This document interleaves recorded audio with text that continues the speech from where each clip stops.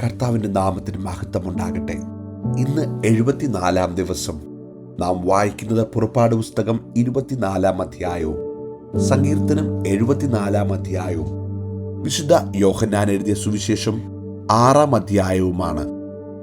പുറപ്പാട് പുസ്തകം 24 അധ്യായം. അവൻ പിന്നെയും മോശയോടെ, നീയും അഹ്റോനും നാദാബും അബീഹുവും ഇസ്രായേൽ മൂപ്പന്മാരിൽ 7 പേരും യഹോവയുടെ അടുക്കൽ കയറി വന്ന് ദൂരത്ത് നിന്ന് നമസ്കരിപ്പിൻ. മോശ മാത്രം യഹോവയ്ക്ക് അടുത്തു വരട്ടെ, അവർ അടുത്തു വരരുത്, ജനം അവനോടുകൂടെ കയറി വരികയും അരുത് എന്ന് കൽപ്പിച്ചു. എന്നാറെ മോശ വന്ന് യഹോവയുടെ വചനങ്ങളും ന്യായങ്ങളും എല്ലാം ജനത്തെ അറിയിച്ചു. യഹോവ കൽപ്പിച്ച സകല കാര്യങ്ങളും ഞങ്ങൾ ചെയ്യുമെന്ന് ജനമൊക്കെയും ഏകശബ്ദത്തോടെ ഉത്തരം പറഞ്ഞു. മോശ യഹോവയുടെ വചനങ്ങളൊക്കെയും എഴുതി അതികാലത്ത് എഴുന്നേറ്റ് പർവ്വതത്തിന്റെ അടിവാരത്ത് ഒരു യാഗപീഠവും ഇസ്രായേലിന്റെ 12 ഗോത്രങ്ങളുടെ സംഖ്യക്കൊത്തവണ്ണം 12 തൂണും പണിതു. പിന്നെ അവൻ ഇസ്രായേൽ മക്കളിൽ ചില ബാല്യക്കാരെ അയച്ചു. അവർ ഹോമയാഗങ്ങളെ കഴിച്ച് യഹോവയ്ക്ക് സമാധാനയാഗങ്ങളായി കാളകളെയും അർപ്പിച്ചു. മോശ രക്തത്തിൽ പാതി എടുത്ത് പാത്രങ്ങളിൽ ഒഴിച്ചു, രക്തത്തിൽ പാതി യാഗപീഠത്തിന്മേൽ തളിച്ചു. അവൻ നിയമപുസ്തകം എടുത്ത് ജനം കേൾക്കെ വായിച്ചു. യഹോവ കൽപ്പിച്ചതൊക്കെയും ഞങ്ങൾ അനുസരിച്ചു നടക്കുമെന്ന് അവർ പറഞ്ഞു. അപ്പോൾ മോശെ രക്തമെടുത്ത് ജനത്തിന്മേൽ തളിച്ചു. ഈ സകല വചനങ്ങളും ആധാരമാക്കി യഹോവ നിങ്ങളോട് ചെയ്തിരിക്കുന്ന നിയമത്തിന്റെ രക്തം ഇതാ എന്ന് പറഞ്ഞു. അനന്തരം മോശയും അഹ്റോനും നാദാബും അബീഹുവും ഇസ്രായേൽ മൂപ്പന്മാരിൽ 70 പേരും കൂടെ കയറി ചെന്നു. അവർ ഇസ്രായേലിന്റെ ദൈവത്തെ കണ്ടു. അവന്റെ പാദങ്ങൾക്ക് കീഴെ നീലക്കല്ല് പടുത്ത തളം പോലെയും ആകാശത്തിന്റെ സ്വച്ഛത പോലെയും ആയിരുന്നു. ഇസ്രായേൽ മക്കളുടെ പ്രമാണികൾക്ക് തൃക്കയാൽ ഒന്നും ഭവിച്ചില്ല. അവർ ദൈവത്തെ കണ്ട് ഭക്ഷണപാനീയങ്ങൾ കഴിച്ചു. പിന്നെ യഹോവ മോശയോട്, നീ എൻ്റെ അടുക്കൽ പർവ്വതത്തിൽ കയറി വന്ന് അവിടെ ഇരിക്കുക. ഞാൻ നിനക്ക് കൽപ്പലകകളും നീ അവരെ ഉപദേശിക്കേണ്ടതിന് ഞാൻ എഴുതിയ ന്യായപ്രമാണവും കൽപ്പനകളും തരുമെന്ന് അരുളി ചെയ്തു. അങ്ങനെ മോശയും അവന്റെ ശുശ്രൂഷക്കാരനായ യോശുവയും എഴുന്നേറ്റു. മോശ ദൈവത്തിന്റെ പർവ്വതത്തിൽ കയറി. അവൻ മൂപ്പന്മാരോട്, ഞങ്ങൾ നിങ്ങളുടെ അടുക്കൽ മടങ്ങി വരുവോളം ഇവിടെ താമസിപ്പീൻ. അഹ്റോനും ഹൂരും നിങ്ങളോട് കൂടെ ഉണ്ടല്ലോ. ആർക്കെങ്കിലും വല്യ കാര്യവും ഉണ്ടായാൽ അവൻ അവരുടെ അടുക്കൽ ചെല്ലട്ടെ എന്ന് പറഞ്ഞു. അങ്ങനെ മോശെ പർവ്വതത്തിൽ കയറിപ്പോയി. ഒരു മേഘം പർവ്വതത്തെ മൂടി. യഹോവയുടെ തേജസ്സും സീനായി പർവ്വതത്തിൽ ആവസിച്ചു. മേഘം 6 ദിവസം അതിനെ മൂടിയിരുന്നു. അവൻ 7-ാം ദിവസം മേഘത്തിന്റെ നടുവിൽ നിന്ന് മോശയെ വിളിച്ചു. യഹോവയുടെ തേജസ്സിന്റെ കാഴ്ച പർവ്വതത്തിന്റെ മുകളിൽ കത്തുന്ന തീ പോലെ ഇസ്രായേൽ മക്കൾക്ക് തോന്നി. മോശയോ മേഘത്തിന്റെ നടുവിൽ പർവ്വതത്തിൽ കയറി. മോശെ 40 പകലും 40 രാവും പർവ്വതത്തിൽ ആയിരുന്നു. 74 സങ്കീർത്തനം. ദൈവമേ, നീ ഞങ്ങളെ സദാകാലത്തേക്കും തള്ളിക്കളഞ്ഞത് എന്ത്? നിന്റെ മേച്ചിൽപ്പുറത്തെ ആടുകളുടെ നേരെ നിന്റെ കോപം പുകയുന്നത് എന്ത്? നീ പണ്ടുപണ്ടേ സമ്പാദിച്ച നിന്റെ സഭയെയും നീ വീണ്ടെടുത്ത നിന്റെ അവകാശ ഗോത്രത്തെയും നീ വസിച്ചു പോന്ന സിയോൻ പർവ്വതത്തെയും ഓർക്കണമേ. നിത്യശൂന്യങ്ങളിലേക്ക് നിന്റെ കാലടി വെക്കണമേ. ശത്രു വിശുദ്ധ മന്ദിരത്തിൽ സകലവും നശിപ്പിച്ചിരിക്കുന്നു. നിന്റെ വൈരികൾ നിന്റെ സമാഗമന സ്ഥലത്തിന്റെ നടുവിൽ അലറുന്നു. തങ്ങളുടെ കൊടികളെ അവർ അടയാളങ്ങളായി നാട്ടിയിരിക്കുന്നു. അവർ മരക്കൂട്ടത്തിന്മേൽ കോടാലി ഓങ്ങുന്നത് പോലെ തോന്നി. ഇതാ അവർ മഴുകൊണ്ടും ചുറ്റിക കൊണ്ടും അതിൻ്റെ ചിത്രപ്പണികളെ ആകപ്പാടെ തകർത്തു കളയുന്നു. അവർ നിന്റെ വിശുദ്ധ മന്ദിരത്തിന് തീവച്ചു. തിരുനാമത്തിന്റെ നിവാസത്തെ അവർ ഇടിച്ചു നിരത്തി അശുദ്ധമാക്കി. നാം അവരെ നശിപ്പിച്ചു കളക എന്ന് അവർ ഉള്ളം കൊണ്ട് പറഞ്ഞു. ദേശത്തിൽ ദൈവത്തിന്റെ എല്ലാ പള്ളികളെയും ചുട്ടുകളഞ്ഞു. ഞങ്ങൾ ഞങ്ങളുടെ അടയാളങ്ങളെ കാണുന്നില്ല. യാതൊരു പ്രവാചകനും ശേഷിച്ചിട്ടില്ല. ഇത് എത്രത്തോളം എന്നറിയുന്നവൻ ആരും ഞങ്ങളുടെ ഇടയിലില്ല. ദൈവമേ, വൈരി എത്രത്തോളം നിന്ദിക്കും? ശത്രു നിന്റെ നാമത്തെ എന്നേക്കും ദുഷിക്കുമോ? നിന്റെ കൈ, നിന്റെ വലങ്കൈ നീ വലിച്ചു കളയുന്നത് എന്ത്? നിന്റെ മടിയിൽ നിന്ന് അത് എടുത്ത് അവരെ മുടിക്കണമേ. ദൈവം പുരാതനമേ എൻ്റെ രാജാവാകുന്നു. ഭൂമിയുടെ മധ്യേ അവൻ രക്ഷ പ്രവർത്തിക്കുന്നു. നിന്റെ ശക്തി കൊണ്ട് നീ സമുദ്രത്തെ വിഭാഗിച്ചു. വെള്ളത്തിലുള്ള തിമിംഗലങ്ങളുടെ തലകളെ ഉടച്ചു കളഞ്ഞു. ലിവ്യാതാന്റെ തലകളെ നീ തകർത്തു. മരുവാസികളായ ജനത്തിന് അതിനെ ആഹാരമായി കൊടുത്തു. നീ ഉറവും ഒഴുക്കും തുറന്നുവിട്ടു. മഹാനദികളെ നീ വറ്റിച്ചു കളഞ്ഞു. പകൽ നിനക്കുള്ളത്, രാവും നിനക്കുള്ളത്. വെളിച്ചത്തെയും സൂര്യനെയും നീ ചമച്ചിരിക്കുന്നു. ഭൂസീമകളെ ഒക്കെയും നീ സ്ഥാപിച്ചു. നീ ഉഷ്ണകാലവും ശീതകാലവും നിയമിച്ചു. യഹോവേ, ശത്രു നിന്ദിച്ചിരിക്കുന്നതും മൂഢജാതി തിരുനാമത്തെ ദുഷിച്ചിരിക്കുന്നതും ഓർക്കണമേ. നിന്റെ കുറുമ്പ്രാവിനെ ദുഷ്ടമൃഗത്തിന് ഏൽപ്പിക്കരുതേ. നിന്റെ എളിയവരുടെ ജീവനെ എന്നേക്കും മറക്കരുതേ. നിന്റെ നിയമത്തെ കടാക്ഷിക്കണമേ. ഭൂമിയിലെ അന്ധകാര സ്ഥലങ്ങൾ സാഹസ നിവാസങ്ങൾ കൊണ്ട് നിറഞ്ഞിരിക്കുന്നു.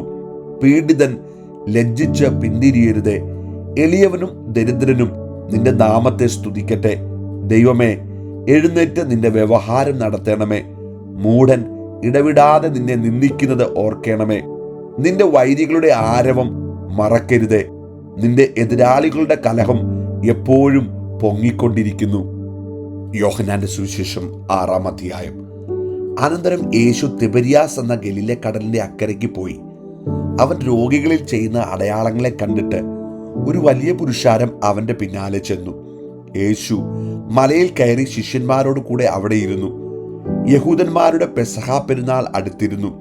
യേശു വലിയൊരു പുരുഷാരം തന്റെ അടുക്കൽ വരുന്നത് കണ്ടിട്ട് ഫിലിപ്പോസിനോട്, ഇവർക്ക് തിന്നുവാൻ നാം എവിടെ നിന്ന് അപ്പം വാങ്ങുമെന്ന് ചോദിച്ചു.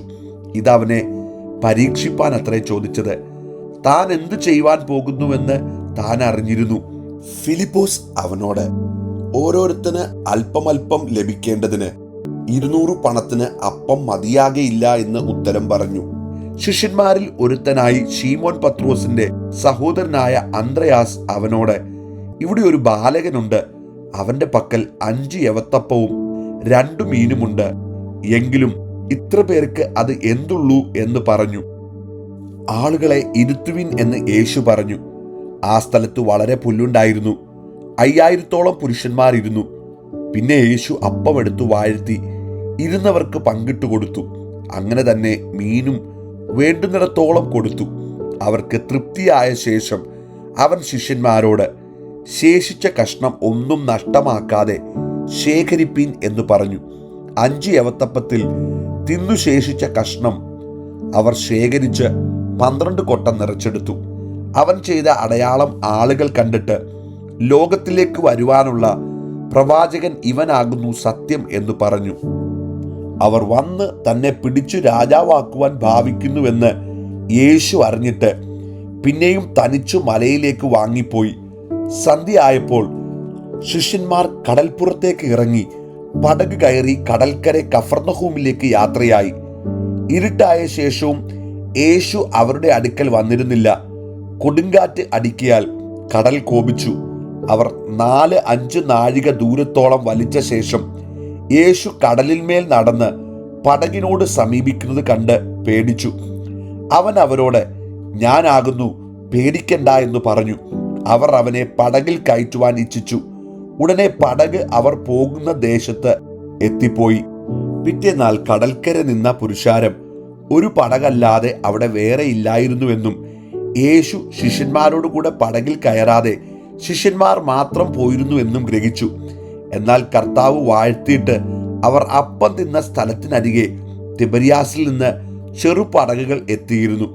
യേശു അവിടെ ഇല്ല, ശിഷ്യന്മാരും ഇല്ല എന്ന് പുരുഷാരം കണ്ടപ്പോൾ തങ്ങളും പടക് കയറി യേശുവിനെ തിരഞ്ഞ് കഫർന്നഹൂമിലെത്തി. കടലക്കരെ അവനെ കണ്ടെത്തിയപ്പോൾ, റബി, നീ എപ്പോൾ എവിടെ വന്നു എന്ന് ചോദിച്ചു. അതിന് യേശു, ആമേൻ ആമേൻ, ഞാൻ നിങ്ങളോട് പറയുന്നു, നിങ്ങൾ അടയാളം കണ്ടതുകൊണ്ടല്ല, അപ്പം തിന്ന് തൃപ്തരായതുകൊണ്ടത്രേ എന്നെ അന്വേഷിക്കുന്നത്. നശിച്ചു പോകുന്ന ആഹാരത്തിനായിട്ടല്ല, നിത്യജീവങ്കിലേക്ക് നിലനിൽക്കുന്ന ആഹാരത്തിനായിട്ട് തന്നെ പ്രവർത്തിപ്പീൻ. അത് മനുഷ്യപുത്രൻ നിങ്ങൾക്ക് തരും. അവനെ പിതാവായ ദൈവം മുദ്രയിട്ടിരിക്കുന്നു എന്ന് ഉത്തരം പറഞ്ഞു. അവർ അവനോട്, ദൈവത്തിന് പ്രസാദമുള്ള പ്രവൃത്തികളെ പ്രവർത്തിക്കേണ്ടതിന് ഞങ്ങൾ എന്തു ചെയ്യണം എന്ന് ചോദിച്ചു. യേശു അവരോട്, ദൈവത്തിന് പ്രസാദമുള്ള പ്രവൃത്തി അവൻ അയച്ചവനിൽ നിങ്ങൾ വിശ്വസിക്കുന്നതത്രേ എന്ന് ഉത്തരം പറഞ്ഞു. അവർ അവനോട്, ഞങ്ങൾ കണ്ടു നിന്നെ വിശ്വസിക്കേണ്ടതിന് നീ എന്ത് അടയാളം ചെയ്യുന്നു, എന്തു പ്രവർത്തിക്കുന്നു? നമ്മുടെ പിതാക്കന്മാർ മരുഭൂമിയിൽ മന്ന തിന്നു, അവർക്ക് തിന്നുവാൻ സ്വർഗത്തിൽ നിന്ന് അപ്പം കൊടുത്തുവെന്ന് എഴുതിയിരിക്കുന്നുവല്ലോ എന്ന് പറഞ്ഞു.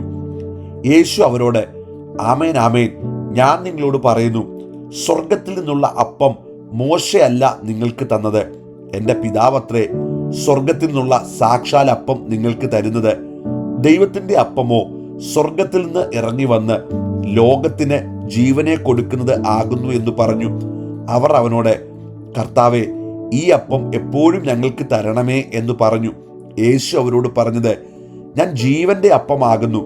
എൻ്റെ അടുക്കൽ വരുന്നവന് വിശക്കയില്ല, എന്നിൽ വിശ്വസിക്കുന്നവന് ഒരു നാളും ദാഹിക്കയുമില്ല. എന്നാൽ നിങ്ങൾ എന്നെ കണ്ടിട്ടും വിശ്വസിക്കുന്നില്ല എന്ന് ഞാൻ നിങ്ങളോട് പറഞ്ഞുവല്ലോ. പിതാവ് എനിക്ക് തരുന്നതൊക്കെയും എൻ്റെ അടുക്കൽ വരും. എൻ്റെ അടുക്കൽ വരുന്നവനെ ഞാൻ ഒരു നാളും തള്ളിക്കളയുകയില്ല. ഞാൻ എൻ്റെ ഇഷ്ടമല്ല, എന്നെ അയച്ചവൻ്റെ ഇഷ്ടം അത്രേ ചെയ്യുവാൻ സ്വർഗത്തിൽ നിന്ന് ഇറങ്ങി വന്നിരിക്കുന്നത്. അവൻ എനിക്ക് തന്നതിൽ ഒന്നും ഞാൻ കളയാതെ എല്ലാം ഒടുക്കത്തെ നാളിൽ ഉയർത്തെഴുന്നേൽപ്പിക്കണം എന്നാകുന്നു എന്നെ അയച്ചവൻ്റെ ഇഷ്ടം.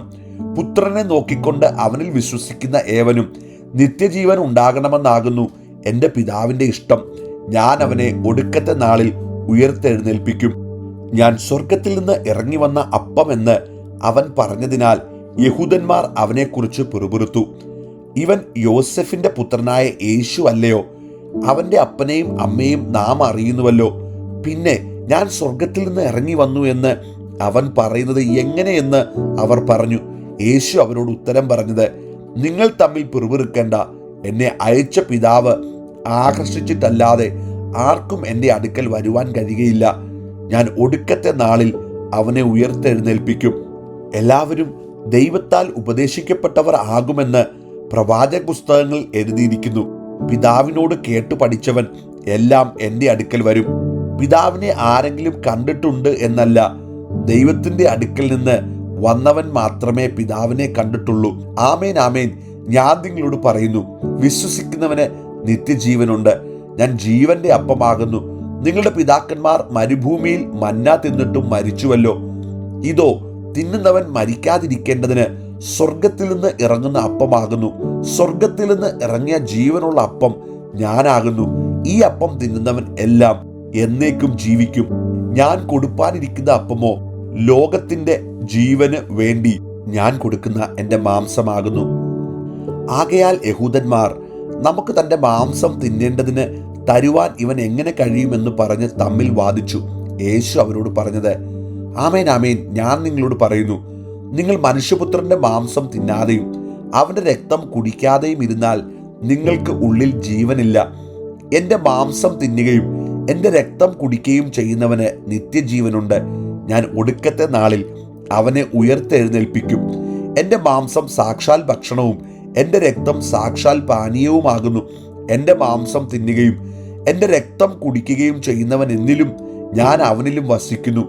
ജീവനുള്ള പിതാവ് എന്നെ അയച്ചിട്ട് ഞാൻ പിതാവിൻ മൂലം ജീവിക്കുന്നത് പോലെ എന്നെ തിന്നുന്നവൻ എൻ മൂലം ജീവിക്കും. സ്വർഗത്തിൽ നിന്ന് ഇറങ്ങി വന്ന അപ്പം ഇതാകുന്നു. പിതാക്കന്മാർ തിന്നുകയും മരിക്കുകയും ചെയ്തതുപോലെയല്ല, ഈ അപ്പം തിന്നുന്നവൻ എന്നേക്കും ജീവിക്കും. അവൻ കഫർന്നഹൂമിൽ ഉപദേശിക്കുമ്പോൾ പള്ളിയിൽ വെച്ച് ഇത് പറഞ്ഞു. അവന്റെ ശിഷ്യന്മാർ പലരും അത് കേട്ടിട്ട്, ഇത് കഠിനവാക്ക്, ഇത് ആർക്ക് കേൾപ്പാൻ കഴിയുമെന്ന് പറഞ്ഞു. ശിഷ്യന്മാർ അതിനെ ചൊല്ലി പിറുപിറുക്കുന്നത് യേശു തന്നിൽ തന്നെ അറിഞ്ഞ് അവരോട്, ഇത് നിങ്ങൾക്ക് ഇടർച്ചയാകുന്നുവോ? മനുഷ്യപുത്രൻ മുമ്പേ ഇരുന്നിടത്തേക്ക് കയറിപ്പോകുന്നത് നിങ്ങൾ കണ്ടാലോ? ജീവിക്കുന്നത് ആത്മാവാകുന്നു, മാംസം ഒന്നിനും ഉപകരിക്കുന്നില്ല. ഞാൻ നിങ്ങളോട് സംസാരിച്ച വചനങ്ങൾ ആത്മാവും ജീവനുമാകുന്നു. എങ്കിലും വിശ്വസിക്കാത്തവർ നിങ്ങളുടെ ഇടയിൽ ഉണ്ട് എന്ന് പറഞ്ഞു. വിശ്വസിക്കാത്തവർ ഇന്നവർ എന്നും തന്നെ കാണിച്ചു കൊടുക്കുന്നവൻ ഇന്നവനെന്നും യേശു ആദ്യം മുതൽ അറിഞ്ഞിരുന്നു. ഇത് ഹേതുവായിട്ടത്രേ ഞാൻ നിങ്ങളോട് പിതാവ് കൃപ നൽകിയിട്ടല്ലാതെ ആർക്കും എൻ്റെ അടുക്കൽ വരുവാൻ കഴിയുകയില്ല എന്ന് പറഞ്ഞത് എന്നും അവൻ പറഞ്ഞു. അന്നു മുതൽ അവന്റെ ശിഷ്യന്മാരിൽ പലരും പിൻവാങ്ങിപ്പോയി, പിന്നെ അവനോടുകൂടെ സഞ്ചരിച്ചില്ല. ആകയാൽ യേശു പന്തിരിവരോട്, നിങ്ങൾക്കും പൊയ്ക്കൊള്ളുവാൻ മനസ്സുണ്ടോ എന്ന് ചോദിച്ചു. ശീമോൻ പത്രോസ് അവനോട്, കർത്താവേ, ഞങ്ങൾ ആരുടെ അടുക്കൽ പോകും? നിത്യജീവന്റെ വചനങ്ങൾ നിന്റെ പക്കലുണ്ട്. നീ ദൈവത്തിന്റെ പരിശുദ്ധനെന്ന് ഞങ്ങൾ വിശ്വസിച്ചും അറിഞ്ഞുമിരിക്കുന്നു എന്ന് ഉത്തരം പറഞ്ഞു. യേശു അവരോട്, നിങ്ങളെ 12 പേരെ ഞാൻ തിരഞ്ഞെടുത്തില്ലയോ? എങ്കിലും നിങ്ങളിൽ ഒരുത്തൻ ഒരു പിശാചാകുന്നു എന്ന് ഉത്തരം പറഞ്ഞു. ഇത് അവൻ ശീമോൻ ഇസ്കരിയോത്താവിന്റെ മകനായ യൂദയെക്കുറിച്ചു പറഞ്ഞു. ഇവൻ 12 ഒരുത്തനെങ്കിലും അവനെ കാണിച്ചു കൊടുപ്പാനുള്ളവൻ ആയിരുന്നു.